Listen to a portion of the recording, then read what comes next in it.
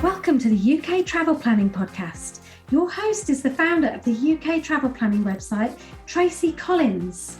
In this podcast, Tracy shares destination guides, travel tips, and itinerary ideas, as well as interviews with a variety of guests who share their knowledge and experience of UK travel to help you plan your perfect UK vacation. Join us as we explore the UK from cosmopolitan cities to quaint villages, from historic castles to beautiful islands, and from the picturesque countryside to seaside towns. Hello and welcome to this week's episode of the UK Travel Planning Podcast. This week's episode is a destination guide, and I know these are very popular. Our chat with York travel expert and local Sinead in episode 3 is one of our most popular episodes. So this week, my focus is further south and on the coastal city of Portsmouth. Now, Portsmouth is an easy train ride from London and has many attractions and museums which make this a perfect day out from the capital.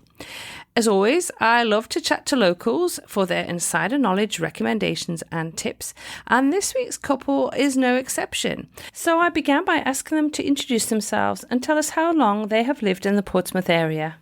Hi everyone, my name's Kevin Patterson. I am related to Tracy. Tracy is the daughter of my cousin Marge, and Tracy came to our wedding a long, long time ago in Britain. Pauline and I, who will say hello in a minute, we've been together since 1972. We've lived in the Portsmouth area since 1971. We were in education for that length of time, and then when we finished in education, we've continued living here. Hi, I'm Pauline. I also went to Portsmouth College of Education, where I met Kevin in 72. Originally, I'm from Birmingham. And when we got together, and we got married in 75 in Birmingham, we decided that we would actually stay in the Portsmouth area because we love living on the south coast. And it's got so many attractions here, and it's a lovely place to live. And that's why we'd recommend it as a place to visit. Oh yeah, absolutely. I agree 100%. It is a fantastic place to visit. Could you explain to listeners exactly where Portsmouth is located in the UK? So Portsmouth is located on the south coast, as we mentioned, about 75 miles southwest of London. So direct line, southwest, and you'll hit Portsmouth on the coast, very close to the Isle of Wight. So if you look at the coastline of Britain, you'll see a little blob, which is the Isle of Wight, and Portsmouth is very close to that. It's very easy to access from London. So if you're staying in London, there are regular trains from London Waterloo, and it takes about an hour, just an hour and a half, to get down to the harbour station. And if you get to the harbour station, you're right in some of the major attractions. Alternatively, there are coaches with a cheaper option, which go from London Victoria coach station, and that also takes you directly to Portsmouth Harbour. It's easy access to the Isle of Wight from there as well. The ferry, the passenger ferry, is literally at the end of the train platform. Outside the train station, there's an interchange, so there are buses, coaches, and taxis that can get you all over the city. Yeah, it's very accessible, isn't it? It's a great day trip from London. I know Doug and I are going to be doing an episode of the podcast in a few weeks' time talking about the best and easiest day trips from London. And Portsmouth is an absolute perfect example. A really easy place to get to by train and really easily accessible to all the sites when you actually get into Portsmouth itself. So that's great. Right, so guys, I'm going to ask you now, what would be your top recommendations? And I know there's loads and loads of things to do in Portsmouth, absolutely loads of things. But what would be your top recommendations of places to visit, particularly if somebody's visiting from London, for example? Would you like to talk through each of those places? Well, what we thought we'd do is the historic dockyard is the absolute number one attraction. And you could spend the whole day there because it's vast. There's so much to do and to see. So what I thought I'd do is if I just say a little bit about the dockyard and what it's like and what the pass covers, and then that would definitely be probably a whole day. So literally you walk out of the railway station and you can see the the dockyard entrance. It's about a 5-minute walk. We looked up the current cost to get in, and for an adult it's £44, but it covers a huge number of ships you can go and see. Portsmouth was the base of the British Royal Navy, so it is the Royal Naval Dockyard, and it houses 4 main ships, if you like, historic ships. The oldest is the Mary Rose, which actually sank off Southsea, between Southsea and the Isle of Wight, in the Solent, that's the stretch of water. And Henry VIII, it was his flagship, battleship, and he was watching from Southsea Castle when it sank. And the day that the Mary Rose sank, that was actually July in 1545, and it kind of lay there for quite a long time, quite a few years, until they discovered it in 1971, and then it was in 1982 that they actually decided that they were going to bring it up. We watched the Mary Rose being lifted from the bottom of the Solent, and then it was taken to the dockyard where it's been preserved, or parts of it have been preserved, and they've built this most incredible museum about the ship itself and the artefacts, and you can see through the glass the actual old timbers from half the ship. The other half has obviously rotted away, but it's a really excellent place to visit, and you'd probably need a couple of hours to go and see just that. So that really would be the number one attraction. There are 3 other major ones as well. There's HMS Victory, which was Nelson's flagship, and you can go on board there, and it's really interesting because you can see where the gun ports are and where they sat at the tables to have their meals. You can see where the officers slept and where they ate their meal at the front of the ship. So that's a really interesting ship to go on. It's also self-guided. It's a self-guided audio tour, so you can take as long as you like. Yeah. And there's no kind of hurry for that. And I remember Doug and I visited the historic dockyard with you guys actually in summer 2022, and I was blown away by the Mary Rose. I think it was probably one of the best museums I've ever been to. The way they've done it is absolute genius.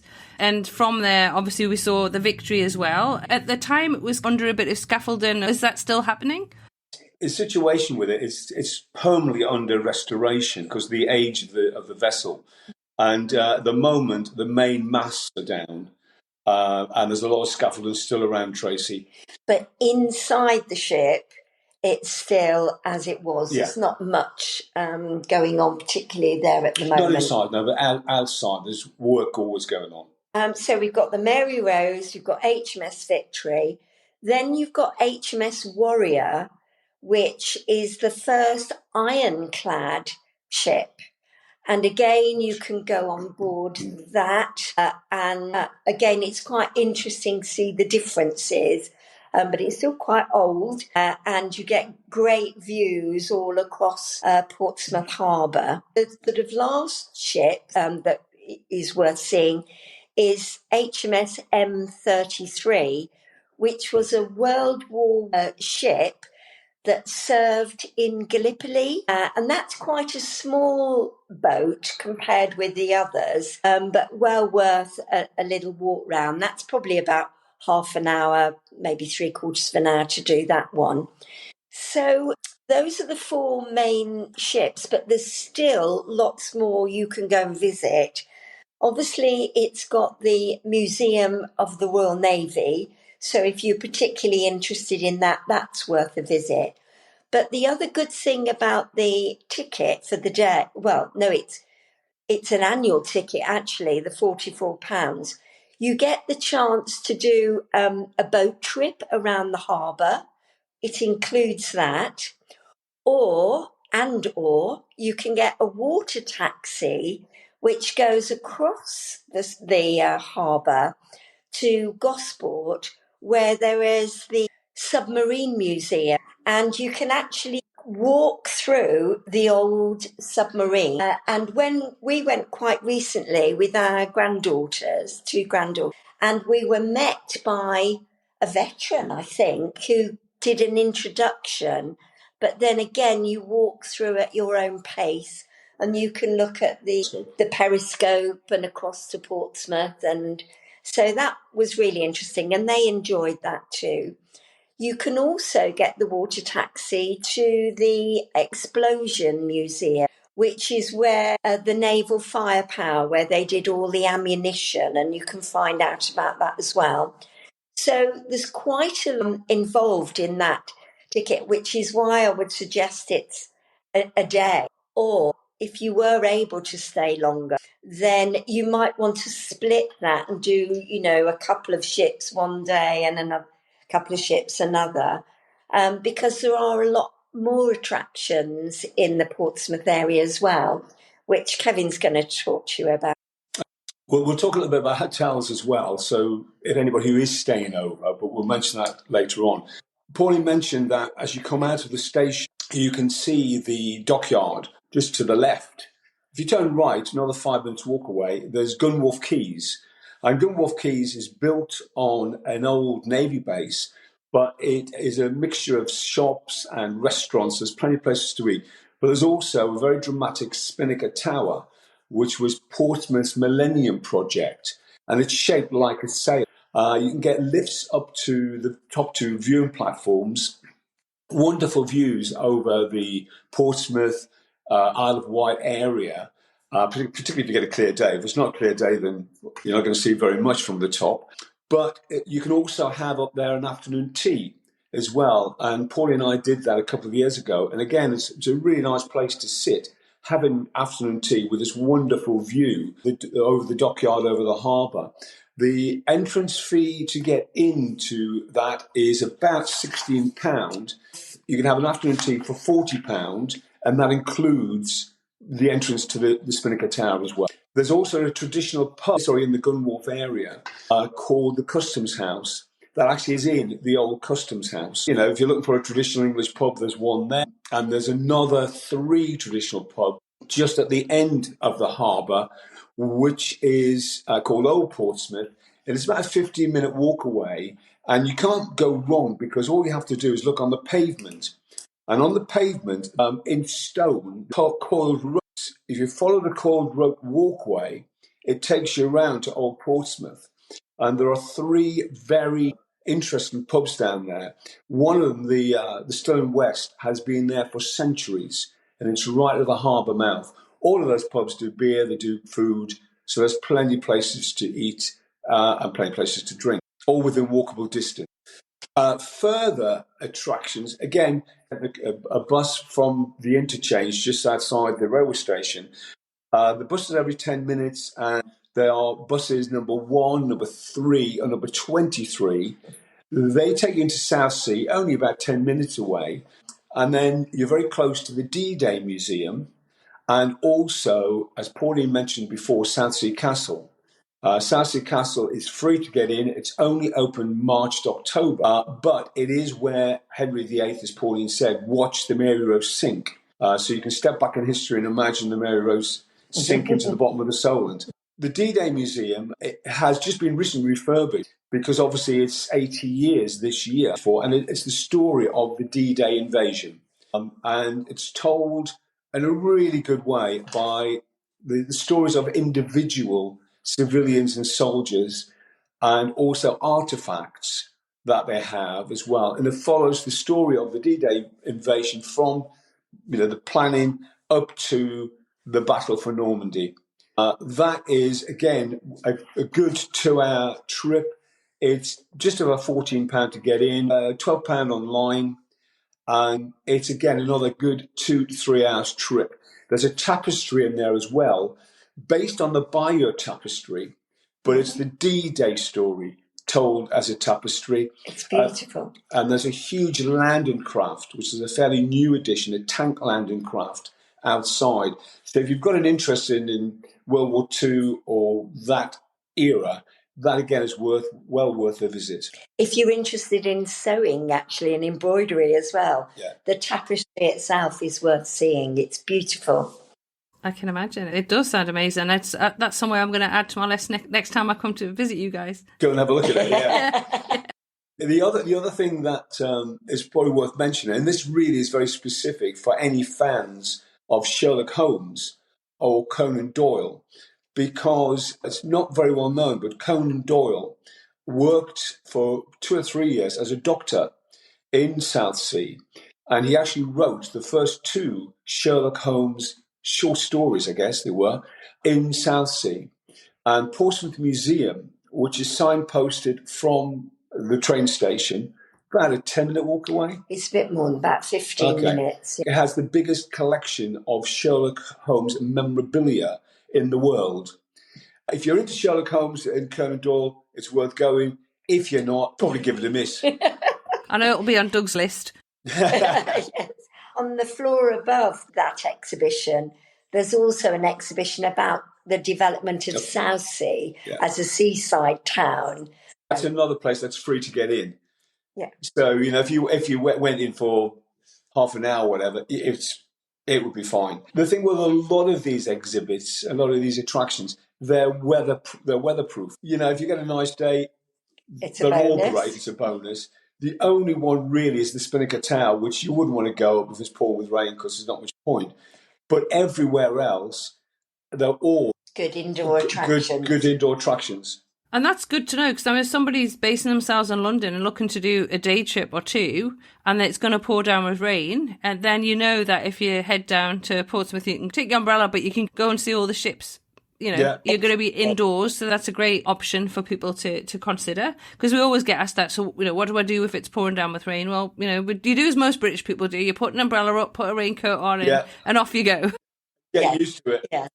You do need flat shoes, particularly when you're going on the ships, because you go up and down they're very steep. The steep sort of ladders. Anybody with mobility issues, the Mary Rose itself is very accessible. Yeah. The other 3 ships really aren't. You really need flat shoes and be able to get around. Yeah. Some of the walkways are very steep and very narrow. The D-Day Museum is fine. I think that we've covered the main attractions. And of course, the one thing we hadn't mentioned is that, and I know Doug's doing a podcast on the Isle of Wight, but from Southsea, you can also get the hovercraft across to the island, which only takes about 8 minutes. The other thing with the hovercraft, of course, it is the only scheduled working service in the world now. So it's a unique experience, and there is a direct bus. It's called the hover bus.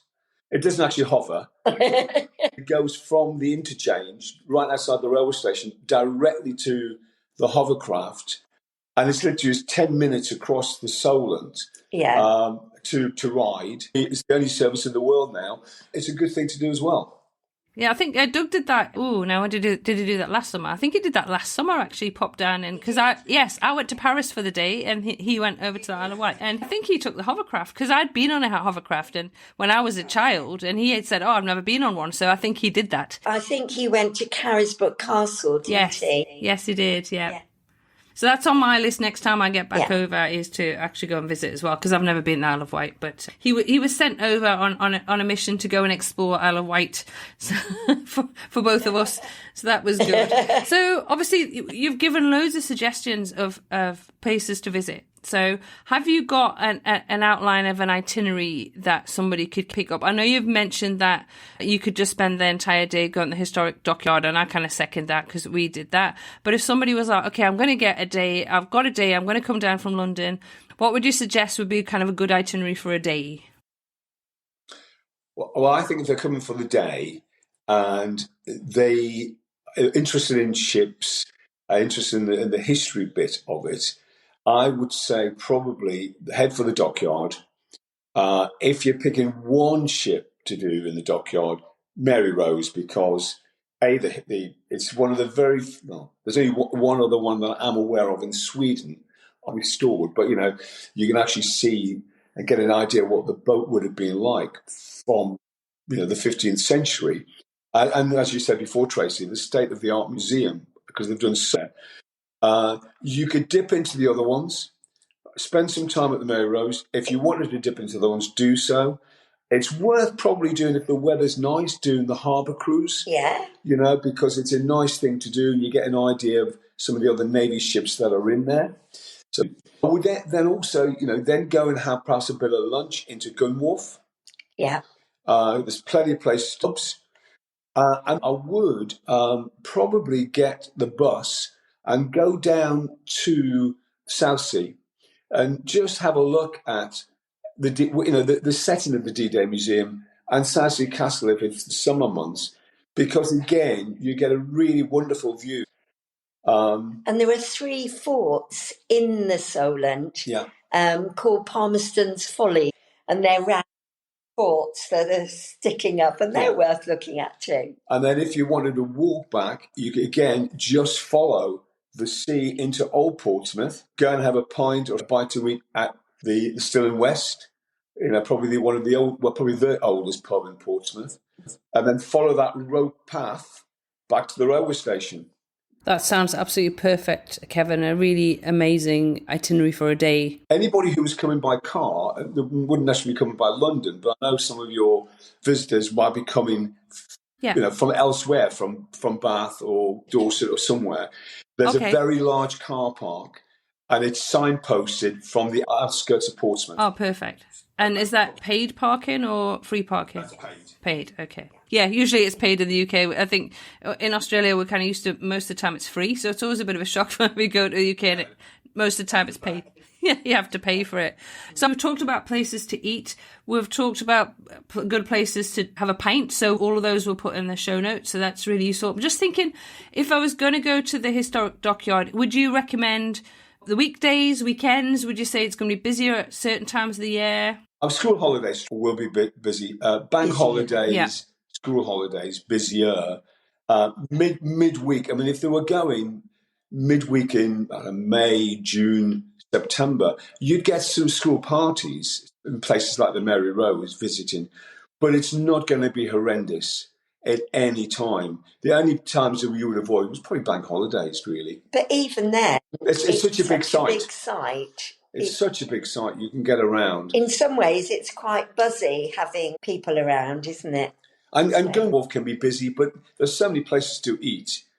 It's not a problem. You could wander in and just say, have you got a table? You'd find somewhere to eat. All the attractions we've mentioned have all got cafes as well. So if you wanted just a snacky lunch or a coffee, but then maybe go to Gun Wharf or one of the pubs for, an evening meal before you head on back. Well, I always end the podcast with the same question. What would be your top tip for someone planning a visit to Portsmouth for the very first time? Definitely the Mary Rose. Yeah. Yeah, I'd go with that, the Mary Rose. Somewhere unique, and you're not going to see anything like that anywhere else in the world.